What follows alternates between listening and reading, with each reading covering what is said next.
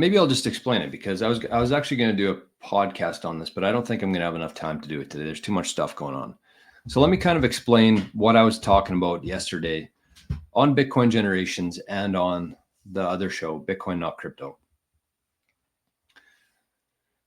So when you're thinking about Bitcoin here, I know we've been kind of raised throughout our lives to think about the whole buy low, sell high mentality. That's like, you read any investment book out there, that's like the main piece of advice.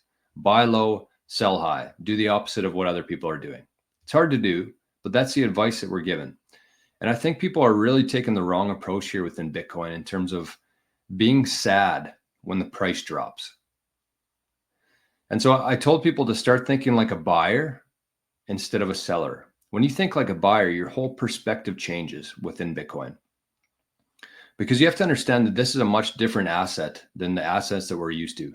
This is something that we're going to buy and we're never going to sell. So why are you thinking like a seller? And the analogy that I used yesterday, which is a farmer.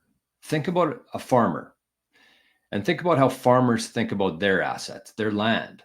I see Bitcoin very much like digital land, like good farmland. You can't create new farmland. You can't print good farmland.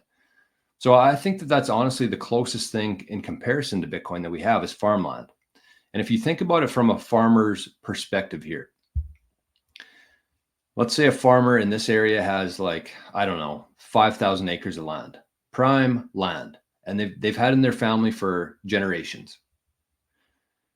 And so do you think that that farmer, do you think that he's going on to his phone and his computer every day, every hour, and checking the price of his farmland? No, he's aware of it. It's an important part of his whole operation, but he's not going onto the internet every day and checking the price of his land and hoping it's going up. What he's doing, he's actually going onto the internet and looking for land around him, good opportunities that he can buy more land. And that's how I think people should be thinking about Bitcoin. You should be looking to buy more land in your area, digital land. And that's what farmers do. They go scout out the areas, they find good deals, and they want to buy more land around them. And I think if you start thinking about Bitcoin in the same kind of terms as that, it totally changes the way you look at this thing. So when the price is up, I mean, it's okay to check it once in a while. You should be aware of what you're holding. Like, yeah, your net worth goes up. But in our case, when we're trading our time and energy for Bitcoin, we're actually getting less Bitcoin when the price goes up. And farmers get this.